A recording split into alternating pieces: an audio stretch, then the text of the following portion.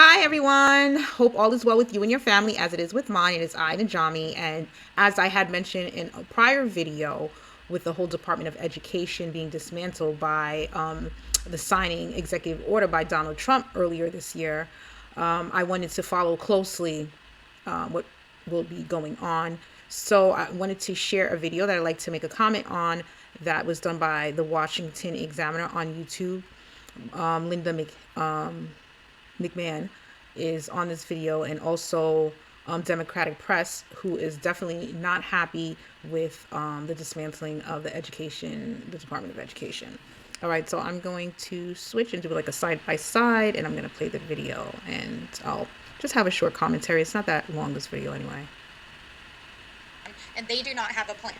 So they are de facto restructuring this entity along a corporate model without a plan and without an effort to really protect our students. So we want to be clear about that. I want to say one other thing. The mood in the room, it was very collegial. We are extraordinarily grateful to the secretary that she joined us. Thank you. She's here. Perhaps I should give her the podium.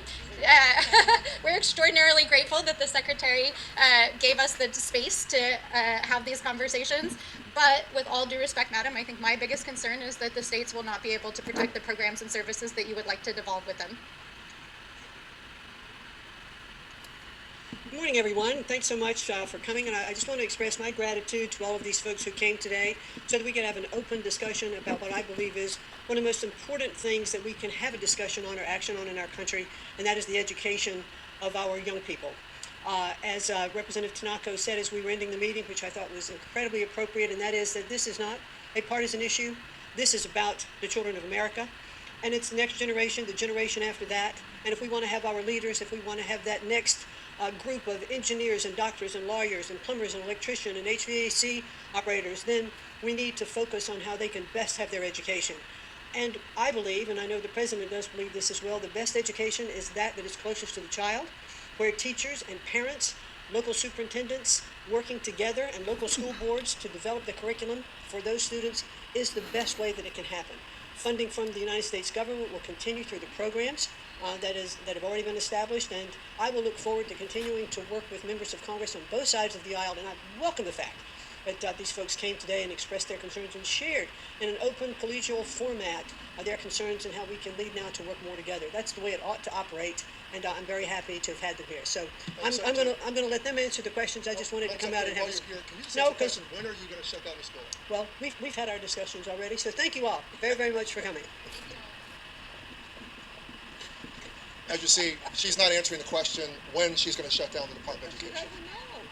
She doesn't have a plan, and while she doesn't have a plan, they're continuing to look at firing people, reduction in RIFs, reduction in force, maybe doing it with a velvet glove, but still has the effect of an iron fist. Dismantling. All right, that's it. That concludes the video. All right, so that was a nice, quick, short video, and Linda Mcmahon spoke, and of course, people from the Democratic press also spoke on their concerns. They feel that there is no plan by the Trump administration, and they do not have faith in the states to educate the students, and they don't believe that there's any real plans or answers, especially as to when the Department of Education will be shut down. Right?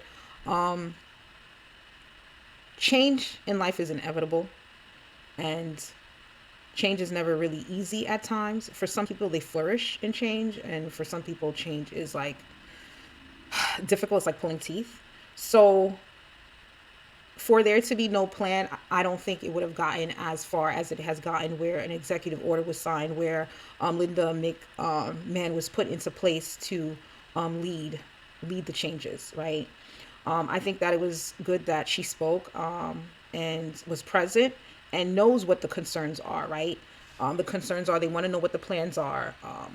They're concerned about the states representing the students and children properly. and wanting to know the dates of things, like when things were happening. People are losing their jobs in the situation, right? Which is tough because of the economy that we are in right now. Things are pretty pricey, and no one wants to lose their job. It's very, very disheartening that that is occurring. However, I do, from references, there's been talks about that certain packages were also presented. And if you are part of the Department of Education, it doesn't mean that you can't be employed within your state. To this, I believe, will open up more departments within each state where there'll be opportunity for more employment within each state because the Department of Education has been dismantled. Linda McMahon has reiterated firmly that it's about the children in America and what's best for them education wise. And this administration has felt that the children in America have been failed, the education department has failed them, and they want to return the power back to the states. And funding will continue, right? Certain special programs and funding will continue. It's not